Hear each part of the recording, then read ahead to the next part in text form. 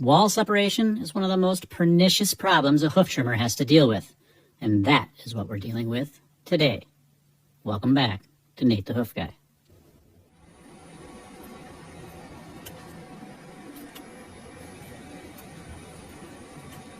So when pressure builds in that hoof, it's going to release one of two ways. Either it's going to separate that sole and release near the heel bulb, or that pressure is going to try to escape by working its way up that outside wall, and that's exactly what we've got here. As we zoom in, you're going to be able to see where that problem started along that white line in the sole, and you can also see how it's starting to track up that outside wall. Now, the only question is it going to make it all the way up to the hairline, or is it going to work its way out the side?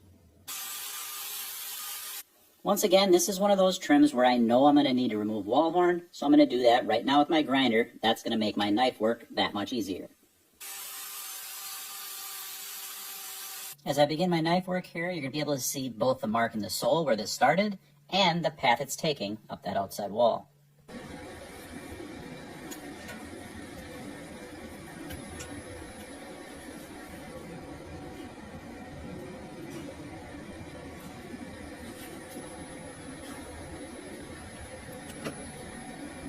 You can both see and hear how hard this wall horn is and how difficult it is to get my knife to work through it.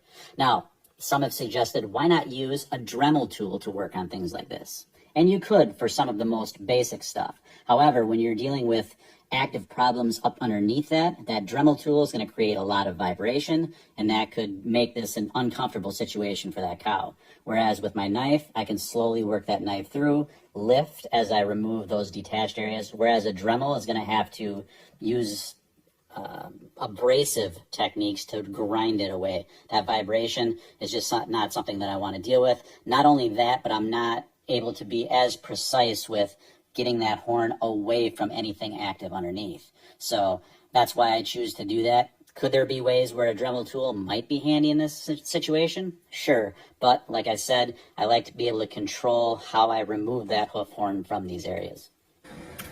Now that I know exactly where this problem is and the defined areas I need to work, I can get that block in place. Now, one of the questions I get all the time is why not put that block on right away, give that glue plenty of time to cure?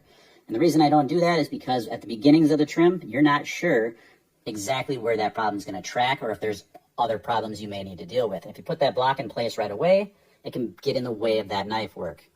Remember that question I asked at the beginning of the video? I wasn't sure whether it was going to work its way out the top or if it was going to work its way out the side. And luckily here, this one has worked its way out the side. That's allowed me to find where that crack terminates, and I can work my knife and clear that horn away and get it all completely free and washed now free of debris. That's the key when trying to get these to heal up, is to be able to find where they terminate. Sometimes they have to work their way all the way up to the hairline before that can happen. Now I can get this area cleaned out all the way and get a salicylic acid wrap in place.